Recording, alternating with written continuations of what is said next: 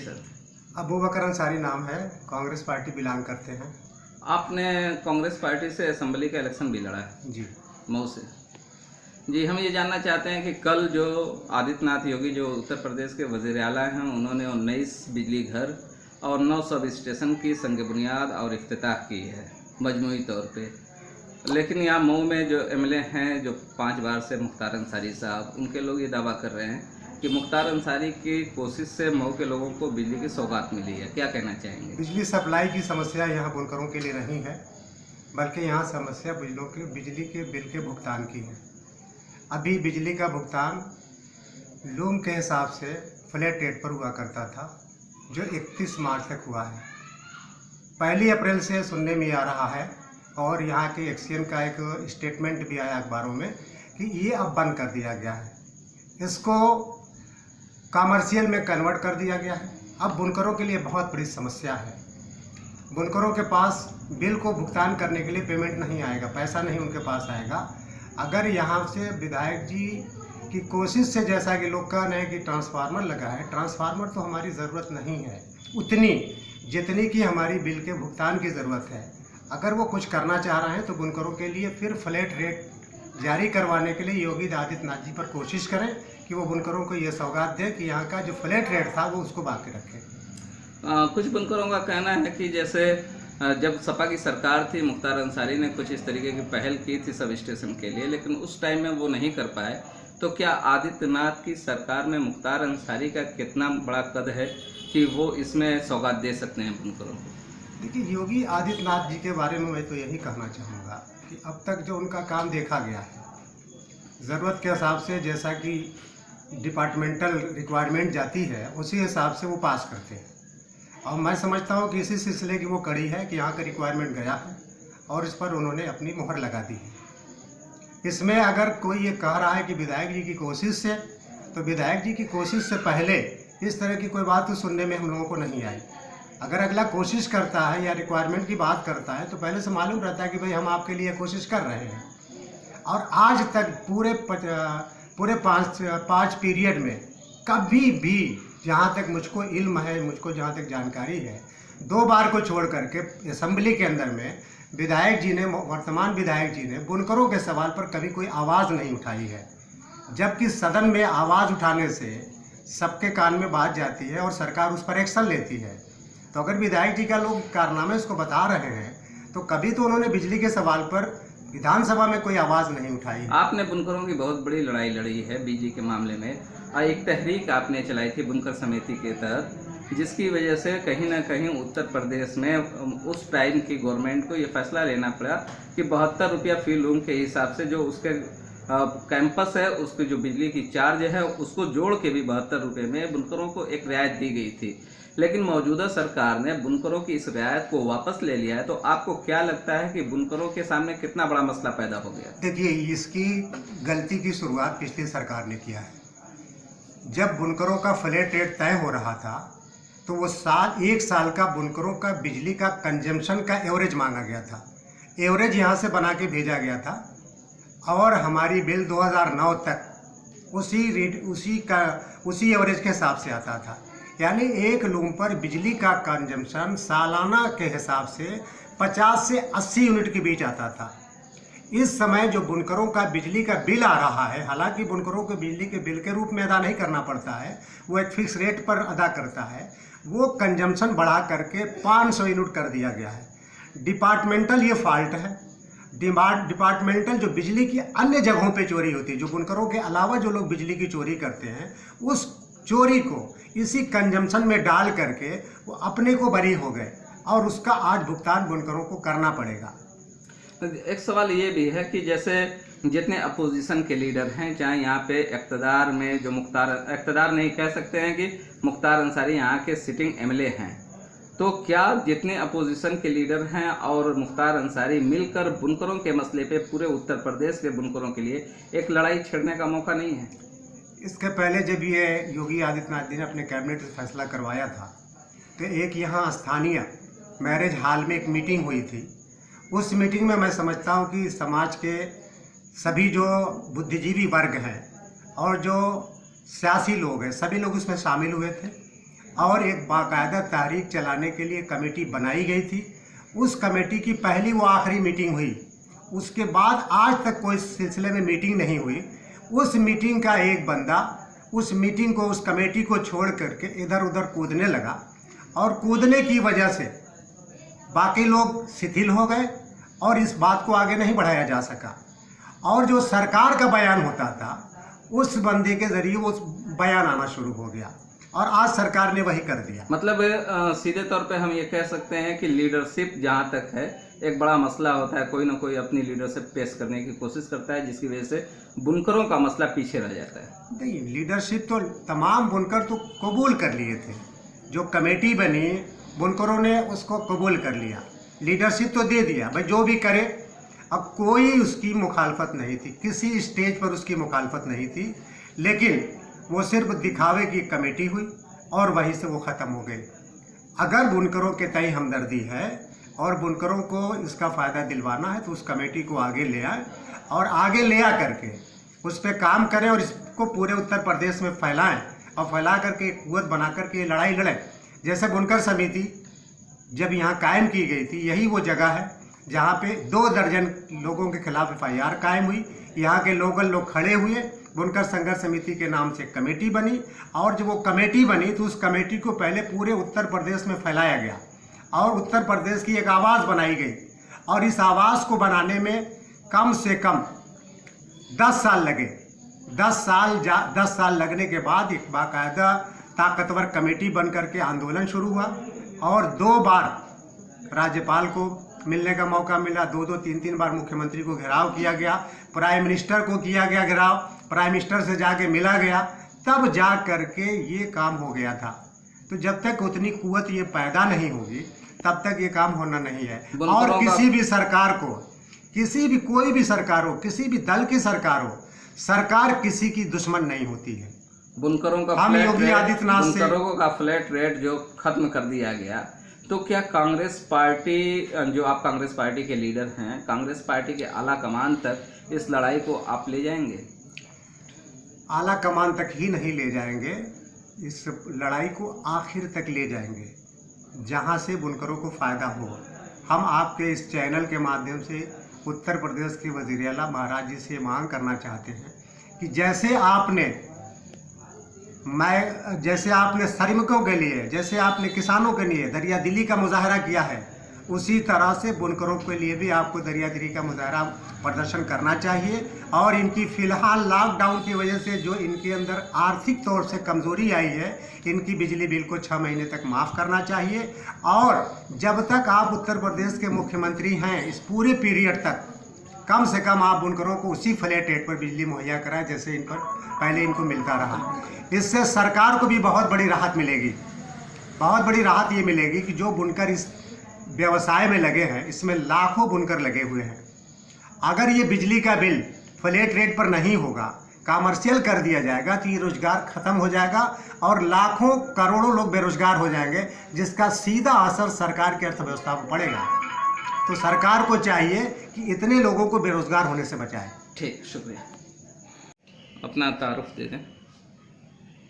परिचय? मेरा नाम हबीब अहमद अंसारी है। मैं बुनकर घराने से ताल्लुक़ रखता हूँ। जी हबीब साहब, हम ये जानना चाहते हैं कि बुनकरों का फ्लैट रेट का जो पासबुक है उत्तर प्रदेश गवर्नमेंट ने ख़त्म कर दिया है, तो इससे बुनकरों को कितना नुकसान और कितना फ़ायदा होने?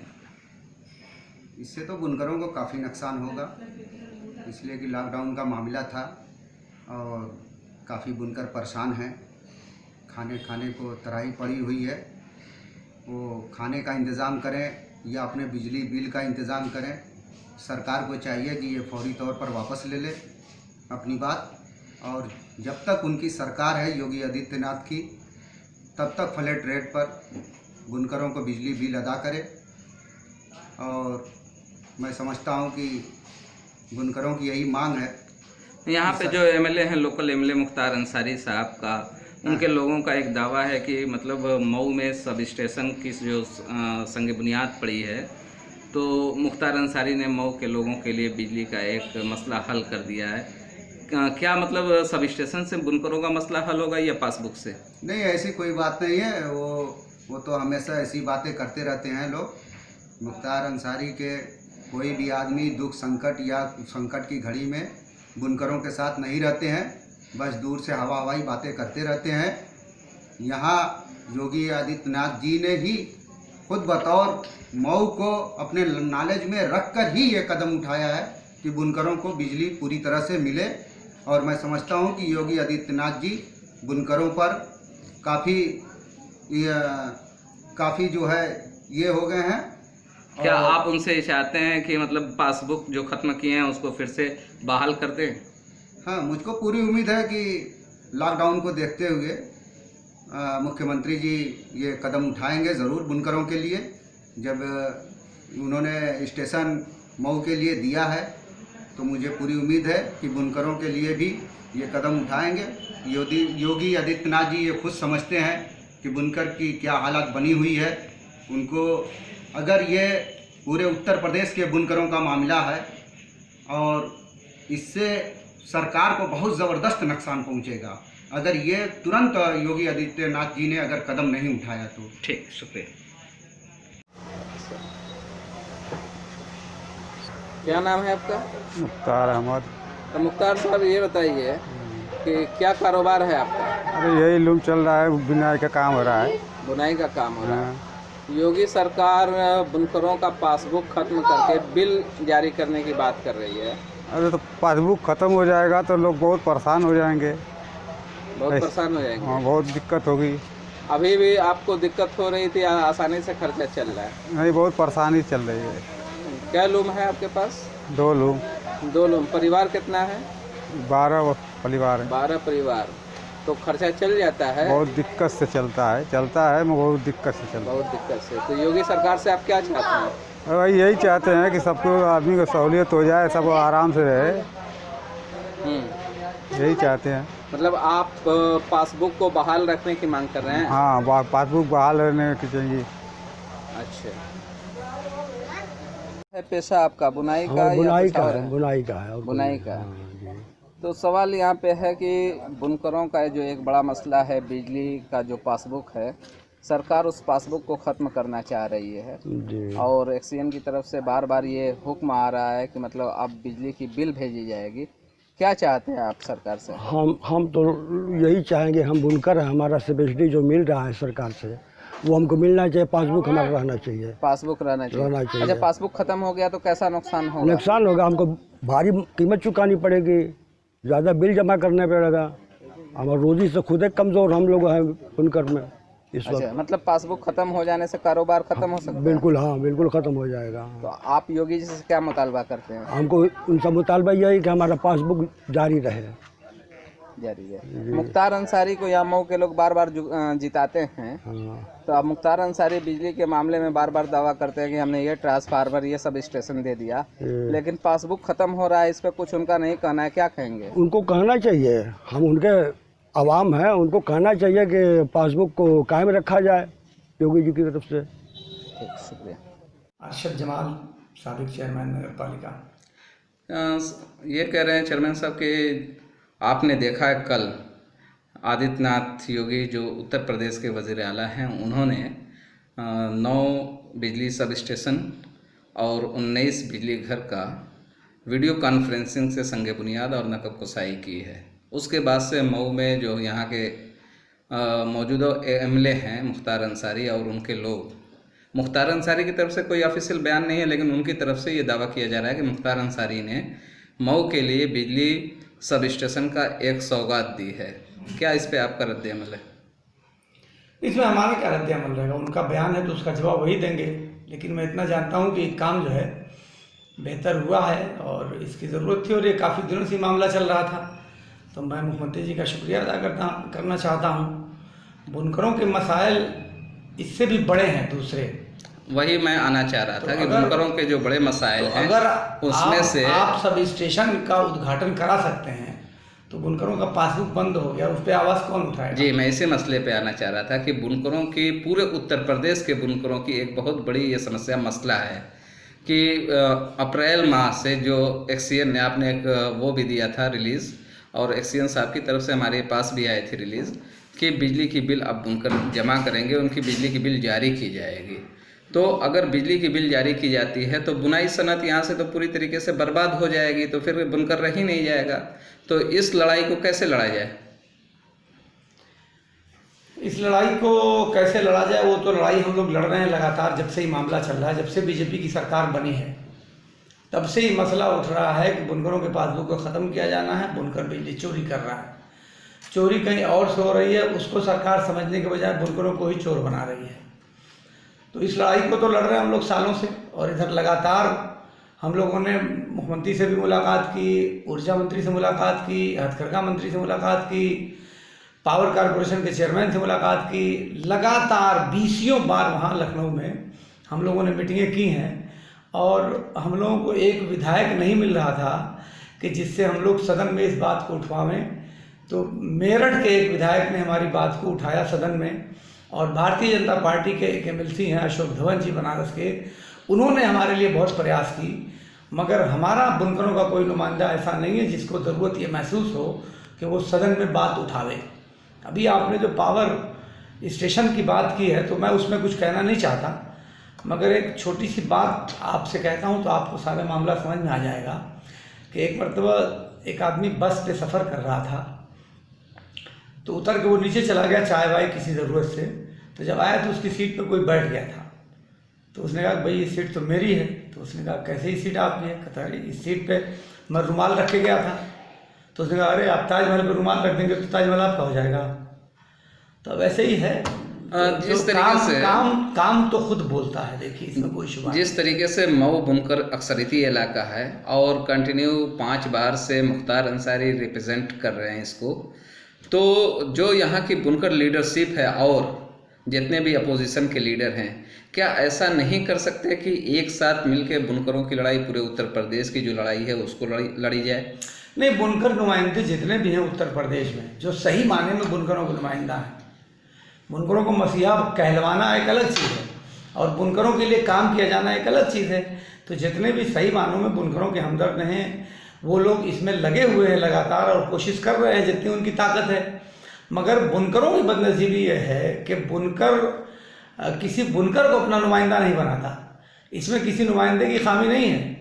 जो चुनने का पावर तो आपको दिया ना सरकार ने, तो चुनने वालों की गलती है कि जब आप अपने नुमाइंदों को नहीं चुनेंगे तो आपकी बात कौन उठाएगा? अब आप देखिए कि किसानों की बात उठती है क्यों? किसान चुनते हैं अपना नुमाइंदा। तो बुनकरों को भी मुझे लगता ये है कि बुनकरों को भी अपना नुमाइंदा चुनना चाहिए।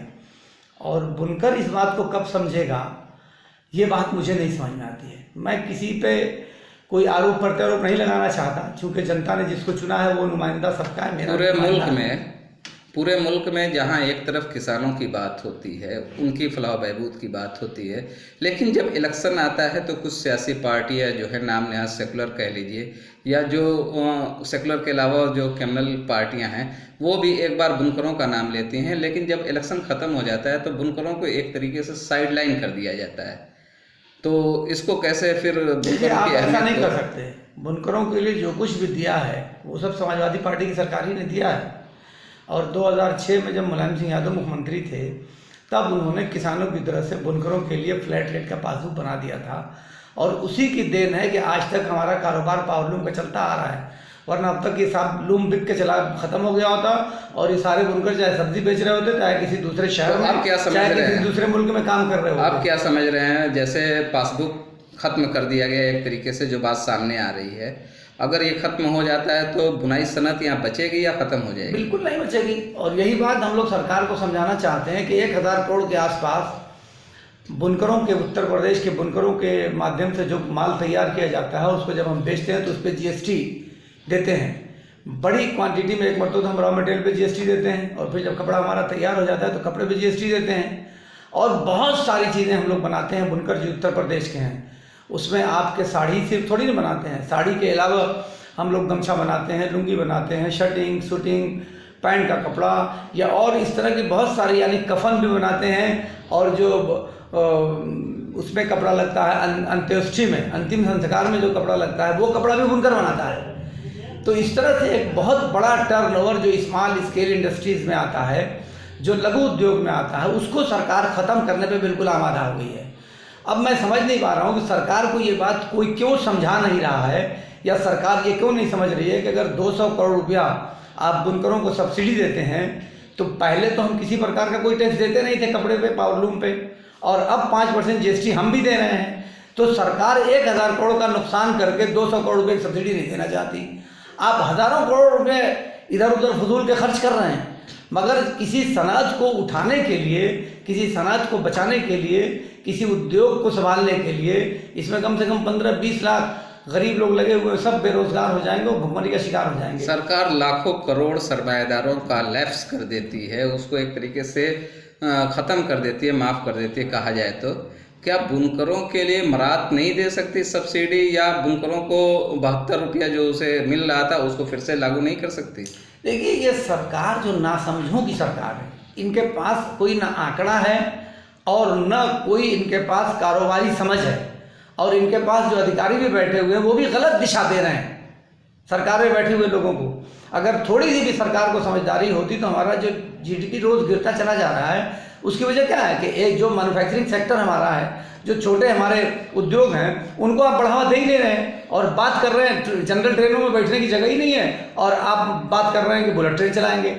नीचे की जब आपकी बुनियाद मजबूत नहीं रहेगी तो ऊपर आप कितना ही कंगूरा बना लें, आप कभी भी सफल नहीं हो सकते।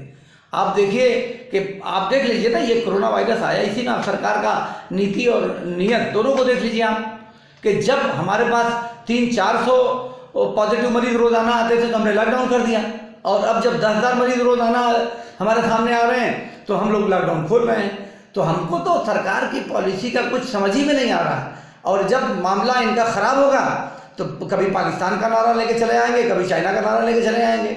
चाइना बैठा हुआ है, हमारी 6 किलोमीटर सीमा में घुसा हुआ है चाइना, आप उसको भगाने की बात नहीं कर रहे हैं, आप उससे वार्ता कर रहे हैं। अरे भैया, मार के भगाओ चाइना को। आप हमेशा जनता को भटकाने का यही काम करते हैं, और इसमें मीडिया की जो जिम्मेदारी बनती है, मीडिया भी बिकाऊ हो गया। मुझे ये बात आप लोग माफ़ करिएगा, बुरा मत मानिएगा, लेकिन बात सही है, आप खुद इस बात को महसूस कर रहे होंगे। आप कोई भी हिंदी अखबार उठा के आप देख लीजिए, या उर्दू अखबार उठा के देख लीजिए, अखबार जो है वो सरकार के पम्फलेट हो गए हैं। ये चौथा स्तंभ कहा गया था। चौथा स्तंभ क्यों कहा गया था? इसीलिए ने कहा गया था कि जब आपको सरकारों से इंसाफ न मिले तो आप चौथे स्तंभ का सहारा लोगे। चौथा स्तंभ आपकी बात को उठाकर सरकार तक पहुंचाएगा, और सरकार की जो कमियां होंगी वो जनता के सामने ले आएगा, मगर ये सब कुछ नहीं हो रहा है। एक सवाल ये रह गया है कि जिस तरीके से आपका बुनकर फोरम है, बुनकर फोरम के तहत आप काम करते हैं, लेकिन अब इस बुनकरों के मसले को किस लेवल पे आप ले जाएंगे? क्या और आगे योगी आदित्यनाथ जी से आप डिमांड करेंगे कि बुनकरों के जो मसाइल हैं उसको फौरी हल किया जाए? देखिए, हम लोगों ने बात करने में कोई कसर नहीं छोड़ी। हम लोग 4-5 महीने का, बल्कि 1 साल हो गया उसी की नींद सो रहे हैं, जितने भी बुनकर रहनुमा हैं पूरे उत्तर प्रदेश के, और हम लोग बात करके अब थक चुके हैं। और इस सरकार की नीयत बिल्कुल भी ठीक नहीं है। हम लोग बार बार तकनीकी बातों को भी समझा रहे हैं। सरकार का ये कहना है कि 900 करोड़ रुपया डेफिसिट हर साल हो जा रहा है, तो 900 करोड़ रुपये कहाँ से डेफिसिट हो रहा है उसको आप तलाश नहीं कर रहे हैं। हमारा जो 200 करोड़ रुपया वो आप पे बोझ बन रहा है। अब सरकार का ये कहना है कि हम बुनकरों को पासबुक फ्लैट रेट का ख़त्म करेंगे, और बुनकरों को हम बिल जारी करेंगे, और 120 यूनिट प्रति लूम 3 रुपये के हिसाब से, यानी 12×36 360 रुपया, 5 किलोवाट तक के बुनकरों को 360 रुपया सब्सिडी देंगे। तो अब बिल आएगी, तो जब बिल आएगी तो आप खुद समझ लीजिए कि कितना उत्पीड़न बढ़ेगा। बिजली विभाग फर्जी बिलें बना के देगा। आप बताओ ना कि कभी मीटर चेक करने कोई आता है? ये योजना जो शासनादेश एक जारी हुआ है, उसके एतबार से ये शासनादेश 4 दिसंबर 2019 को जारी कर दिया गया था, जिसके एतबार से ये नियम लागू जो मैं बता रहा हूँ। फिर हमने सरकार से बहुत बात की, बहुत मिन्नत की, तो सरकार इस बात के लिए राजी हुई कि ठीक है, इसको 31 मार्च के बजाय 31 दिसंबर के बजाय 31 मार्च से इसको लागू किया जाएगा। मगर वो शासनादेश अभी जारी नहीं हुआ। 20 मार्च को हम लोगों की आखिरी बैठक हुई थी माननीय हथकरघा मंत्री जी के साथ और प्रमुख सचिव के साथ, मगर फिर 24 से लॉकडाउन हो गया, तो इसलिए सारा काम वहीं का वहीं पड़ा हुआ है। उस पर से यहाँ के जो एक्सीएन फर्स्ट हैं उनको किसी बात की कोई समझ है ही नहीं। क्या आदेश आ गया, उन्होंने कह दिया कि 1 अप्रैल से बिल आएगी। आप बतावे कि 1 अप्रैल से बिल आएगी तो आपने कोई बिल जारी की? बिल तो आपने कोई जारी नहीं की, बिल को जारी कर ही नहीं सकते क्योंकि सरकार पावर कॉर्पोरेशन ने अभी इनको आदेश नहीं दिया है। नंबर 1 ये अगर आदेश दिया है तो उसका सॉफ्टवेयर बनाना पड़ेगा, अभी तो कोई सॉफ्टवेयर भी नहीं बनाया है। पूरी दुनिया में कहा जा रहा है कि लॉकडाउन जो कोरोना वायरस है उसकी वजह से तबाही है इक्तिसादी, ऐसे में बुनकरों के ऊपर बिल जारी करके क्या उन बुनकरों के कमर को तोड़ने का काम नहीं किया जा रहा है? देखिए, अब मौजूदा सूरत हाल में तो सरकार को चाहिए कि अपना जो ये फ्लैट रेट इन्होंने जो ख़त्म किया है उस फैसले को ये वापस ले लें फौरी तौर पे, और कम से कम जब तक कोरोना वायरस के असरात ख़त्म नहीं होते तब तक फ्लैट रेट को आप जारी रखिए।